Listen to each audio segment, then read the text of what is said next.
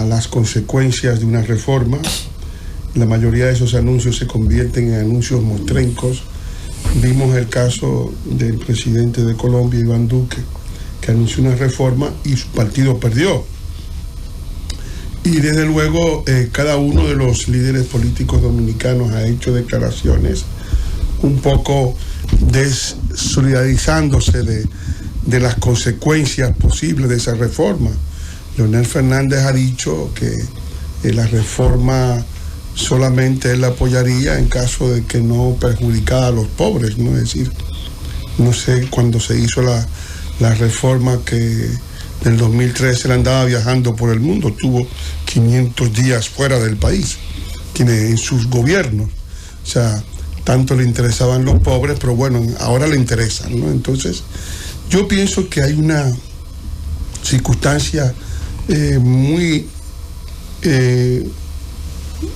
peliaguda en esto de las reformas, porque la gente se plantea, el CRES ha planteado que se puede hacer una reforma positiva. Se hablan de dos tipos de reformas. Las reformas negativas, que significa que la gente va a pagar más, los que pagan van a pagar más. Y naturalmente regresiva, ¿verdad? La regresiva y sí, la progresiva. Y luego está la reforma que se basa en bajar los impuestos y en ampliar la base imponible y recaudar más, que es la que ha propuesto el CRES, el Consejo Económico y Social.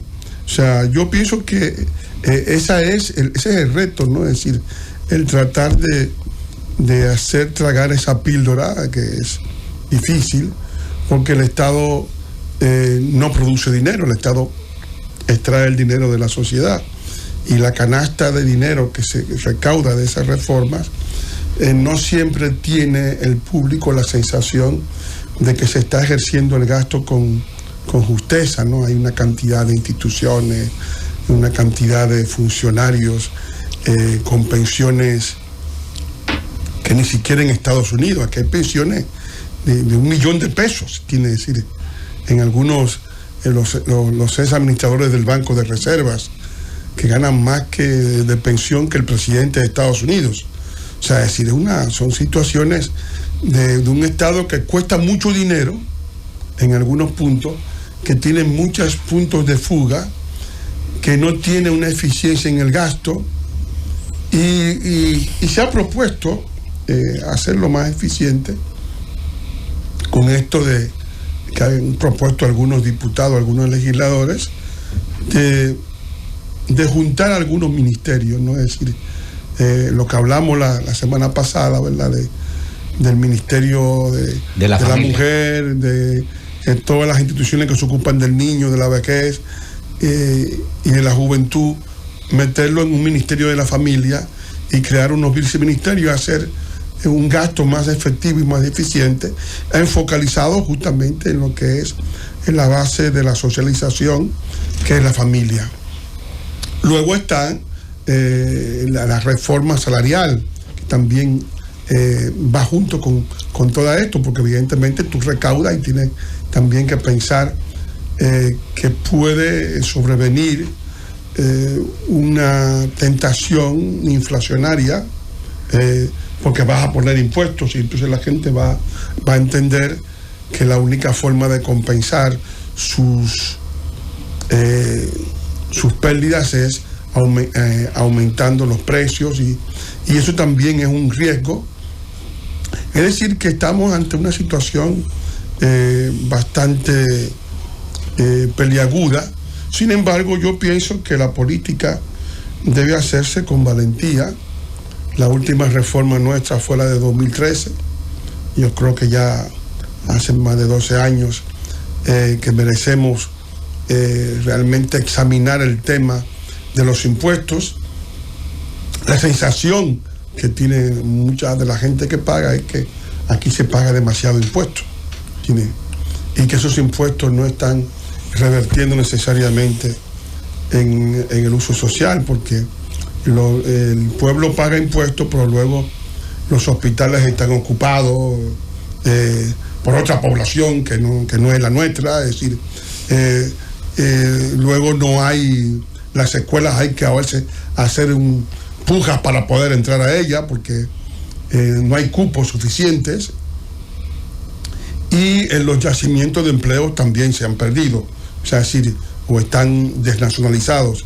Entonces son situaciones, el país necesita, además de una reforma, una reorganización de la sociedad que beneficie a la mayoría de los dominicanos que están excluidos y que corren el riesgo de sublevarse en caso de que vean que estas reformas no se traducen en mejoría de su estado de vida. Es decir, que esa es la situación que vemos, ¿no?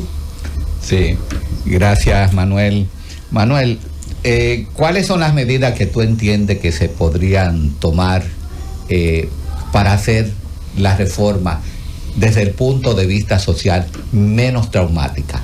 Yo pienso que yo estoy de acuerdo con la posición del CRES.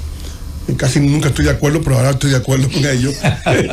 O sea, de bajarlo el ITEVI a un 10%, me parece que es mejor ampliar la base imponible y recaudar más bajando impuestos, porque los impuestos... Curva de Laffer.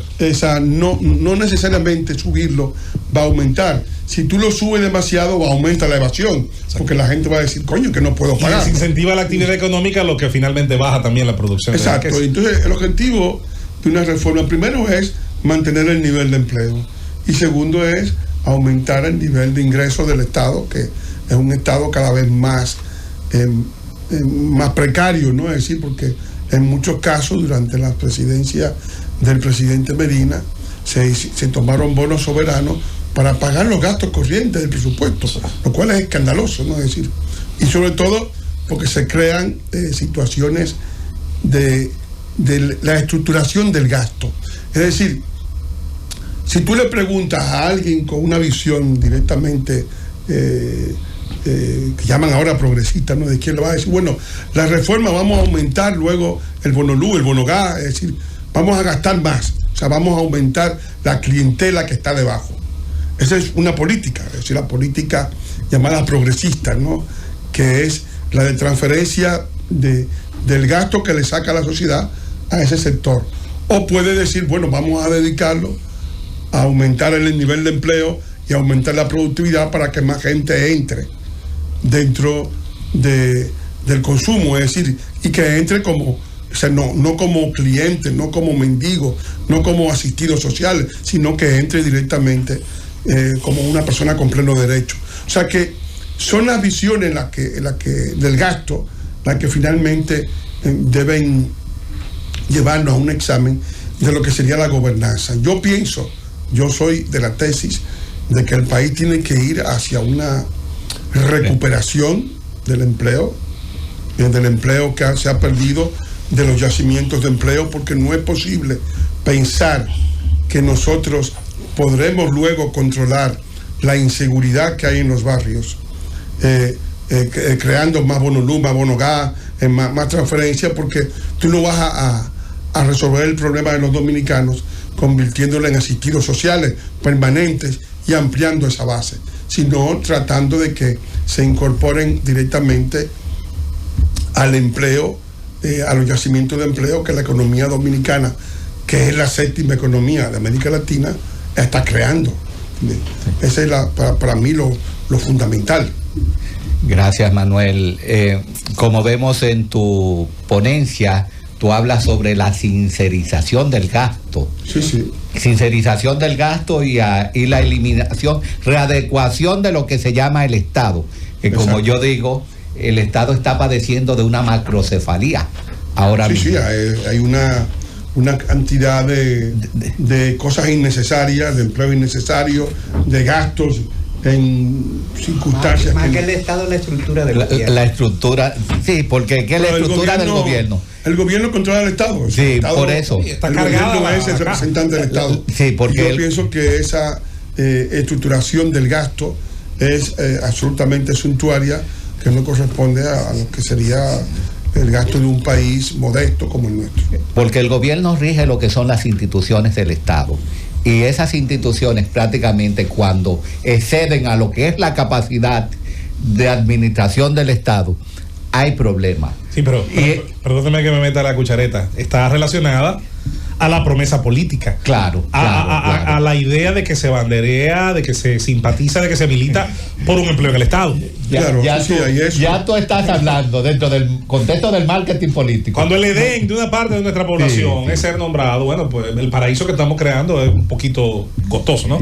No, y además el Estado ha crecido enormemente. Es decir, hay un supernumerario en todo el gobierno y la eficiencia no se ha traducido con ese crecimiento, o sea que evidentemente se ha utilizado esa canasta de fondos para situaciones que no tienen nada que ver con la productividad ni con la creación de empleo, que debe ser el objetivo del gobierno. El objetivo del gobierno no es convertirse en una especie de Santa Claus que reparte dinero, que reparte regalos, sino en tratar de dinamizar la economía para que toda la población se incorpore a la productividad. Y la población dominicana, subrayo, o sea que se incorpora a la productividad, o sea que evidentemente eso no está ocurriendo. Y al mismo tiempo de proveer los servicios de educación, de salud, de empleo, de seguridad, es decir, para que la gente esté en unas mejores condiciones y que los resultados de económicos, macroeconómicos, puedan derramarse en ese sector que ha estado privado de los éxitos de la economía dominicana.